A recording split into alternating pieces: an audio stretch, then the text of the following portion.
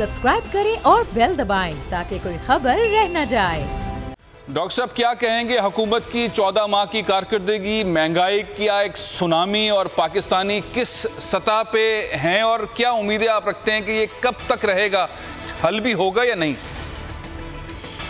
जी, आपने जो अपने सारे जो दिखाया है, आपने 18,000 रुपया महीने वाली तनख्वाह के लोग ये बड़ा चैलेंजिंग टाइम है, इसमें कोई शक नहीं है।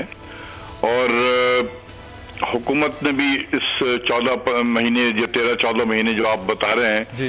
इसमें कोशिश की कि कुछ बेहतरी हासिल हो सके, लेकिन जो हमारी इकोनॉमिक कंडीशन थी पहले भी कुछ पिछले 10 सालों से, और ये एक हुकूमत के हाथ से दूसरी हुकूमत, दूसरे से तीसरे में ये मूव करती रही, तो ये बड़े डिफिकल्ट हालात तो जरूर थे। लेकिन मुझे ये जरूर कहूँगा कि इस डिफिकल्ट सिचुएशन को हैंडल करने के लिए जिस तरह के मैन पावर की जरूरत थी, जिस तरह के वज़रा की जरूरत थी, वो नहीं है। तो वो चैलेंज के मुकाबले में जो कैपेसिटी है वज़रा की, और इवन मिनिस्ट्री में भी कैपेसिटी बहुत इरोड हो गई है, उसकी वजह से ये चैलेंज बहुत कंपाउंड हो गया है। तो तमाम कोशिश करने के बावजूद भी ये मुश्किल हालात हैं। फिर दूसरी ये है कि हम जब बाहर से लोगों को लाते हैं ना, उनको पाकिस्तान की ग्राउंड रियलिटी का बिल्कुल पता नहीं होता। जो लोग इस मुल्क में नहीं रहते हैं वो इस मुल्क के लोगों के मसाइल को भी नहीं समझ सकते। तो आप गवर्नर स्टेट बैंक की और हफीज शेख साहब की तरफ इशारा कर रहे हैं? बिल्कुल। आप खुद सोचें कि कोई 40-42 साल से मुल्क से बाहर है, कोई 30 साल से मुल्क से बाहर है, उनको आप हेलीकॉप्टर से लाएं, उतारें, उनको तो उस बेचारे को देखें, बहुत काबिल होंगे दोनों, इसमें कोई शक नहीं है उनकी काबिलियत पे। लेकिन क्या वो इस ग्राउंड रियलिटी को समझते हैं? मैं हमेशा से कहता रहा था कि जिस तरह के हमारे चैलेंज हैं, 1 दर्जन नोबेल इनाम याफ्ता इकोनॉमिस्ट के प्रोफेसर को ले आए यहाँ पर, वो कुछ भी नहीं कर सकेंगे क्योंकि वो एक डिफरेंट माहौल से आते हैं।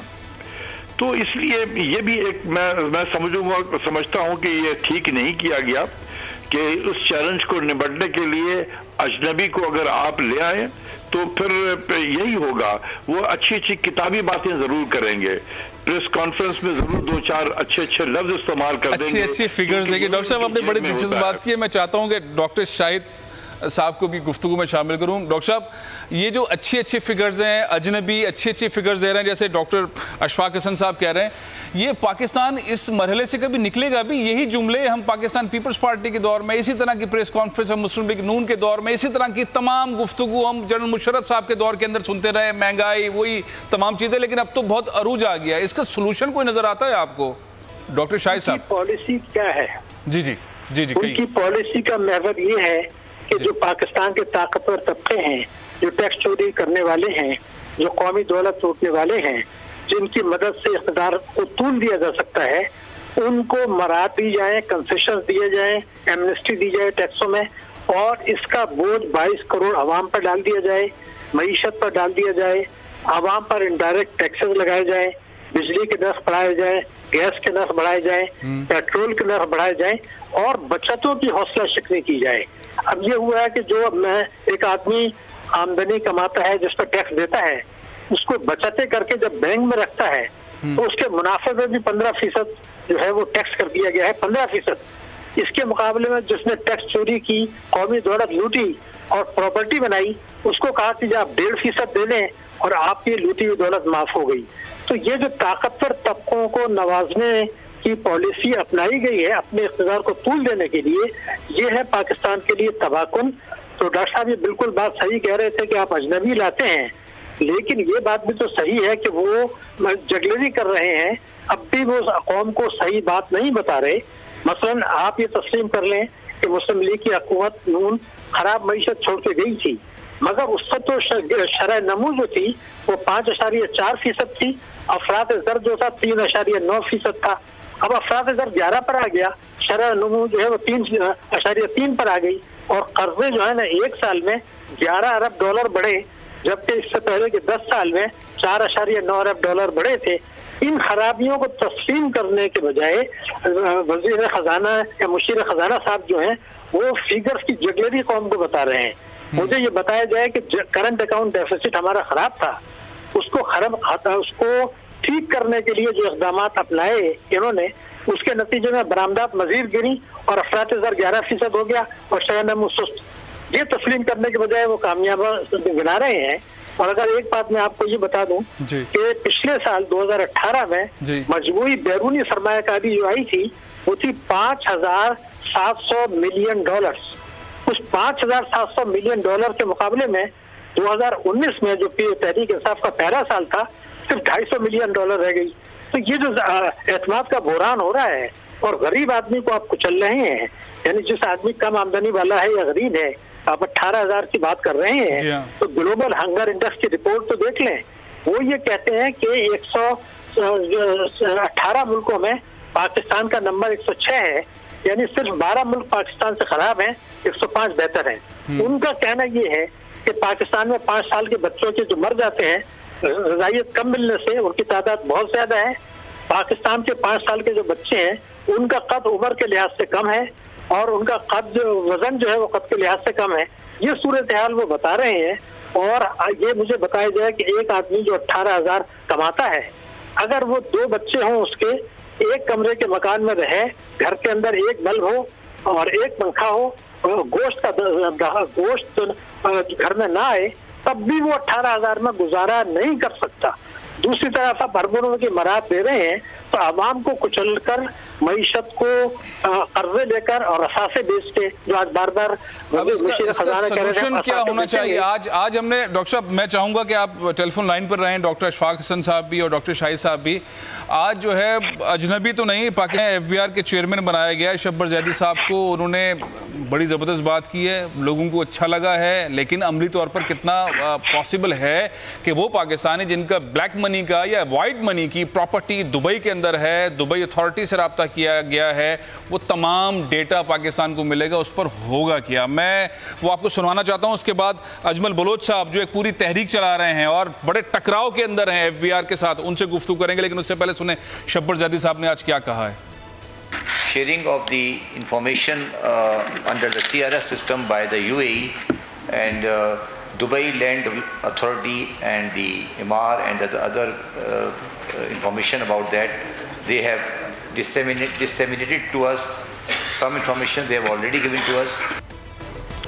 एक तो टेंशन उन्होंने ये फैलाई उन लोगों के लिए जिन्होंने दुबई समेत UAE की मुख्तलिफ स्टेट्स के अंदर प्रॉपर्टी बनाई, ब्लैक मनी से, वाइट मनी से, कैसे भी उनके बारे में छानबीन होगी। दुबई हुकाम यहाँ पर आएंगे, पाकिस्तान उन तमाम लोगों से टैक्स लेगा, क्या होगा, ये सिलसिला आगे बढ़ रहा है। साथ ही वो एक और मामला भी उन्होंने इस प्रेस कॉन्फ्रेंस के अंदर कहा कि जो ताजिर बिरादरी है उनके साथ जो शनाख्ती कार्ड की शिक रखी गई है उसके ऊपर हम बात करेंगे दोनों ग्रुप्स के साथ, लेकिन हम मानेंगे नहीं, वो मानने को तैयार नहीं है। अजमल बलोच साहब, सदर ऑल पाकिस्तान ट्रेडर्स एसोसिएशन, मेरे साथ इस वक्त वीडियो लिंक पर मौजूद हैं। अजमल बलोच साहब, ये FBR का जो किरदार है, बहुत सारे लोग इसके हामी हैं। वो कहते हैं, आज हफीज शेख साहब ने कहा कि 8 लाख लोगों को हमने टैक्स पेयर बनाया है, वो टैक्स दे रहे हैं, मजीद लोगों को टैक्स देना चाहिए। बड़ी बड़ी मार्केट्स हैं वो टैक्स नहीं देती।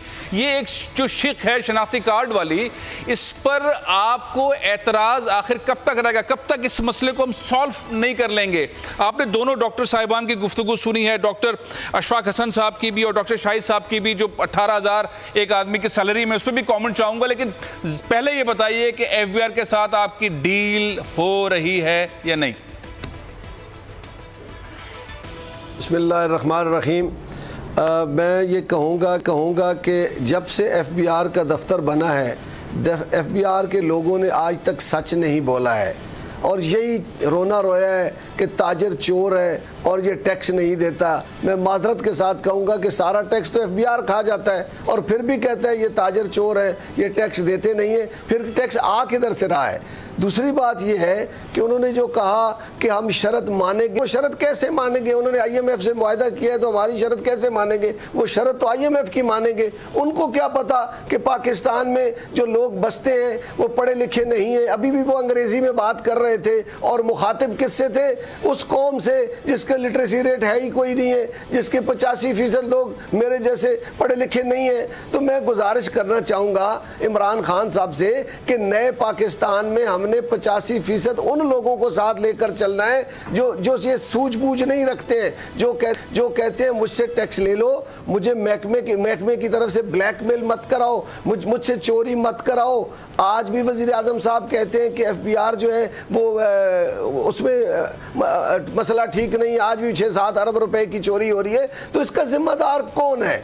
हम ये बातें सुन के थक चुके हैं, हम टेक्निकल गुफ्तगुएं सुन के थक चुके हैं, हम उस कौम से बात करते हैं जिसको समझ नहीं आती, सुन के थक चुके हैं। डॉक्टर शाहिद साहब, डॉक्टर अशफाक हसन साहब, ये जो FBR का मामला है, FBR के अंदर रिफॉर्म्स, 8 लाख लोगों को टैक्स पेयर नेट के अंदर शामिल करना और मजीद लोगों को शामिल करना, ये तो एक पॉजिटिव चीज़ है। अजनबी हुकूमत के अंदर जो अजनबी लोग हैं उनकी जानिब से जो एक रोल है, ये तो पॉजिटिव कहा जाएगा कि पाकिस्तान के अंदर टैक्स रिफॉर्म जो हो रही हैं, टैक्स रिफॉर्म जो बेहतर हैं और उससे पाकिस्तान की मईशत को बहाल होने में मदद मिलेगी। इनकी जो है वो तमाम घर बार फैमिली सब यहीं पर है, तो वो शब्बर ज़ैदी अजनबी नहीं है। नंबर 1, शब्बर ज़ैदी प्रोफेशनली बहुत साउंड आदमी है, क्योंकि वो 20-25 साल से तो मैं देख रहा हूँ कि वो FBR के हर कमेटी के किसी न किसी तरीके से वो इन्वॉल्व रहे हैं, तो उन्हें इनसाइड आउट का पता है कि यहाँ क्या हो सकता है क्या नहीं हो सकता है। तो वो इस लिहाज से मेरे ख्याल में बिल्कुल रेलेवेंट आदमी है। जो एफर्ट उन्होंने अभी जिसका आपने दुबई का जिक्र किया था, ये मेरे ख्याल में बहुत बेहतरीन है और ये हम सबको अप्रिशिएट करना चाहिए कि वो लोग जिन्होंने पैसे लूटे हैं या पैसे यहाँ से लेकर गए, कभी डिक्लेयर नहीं किया और वहां जाके प्रॉपर्टी बनाई है, अगर वो भी टैक्स नेट में उनको लाया जा रहा है, उनसे पूछा जा रहा है, तो ये एक अच्छी चीज है। सब्सक्राइब करें और बेल दबाएं ताकि कोई खबर रह न जाए।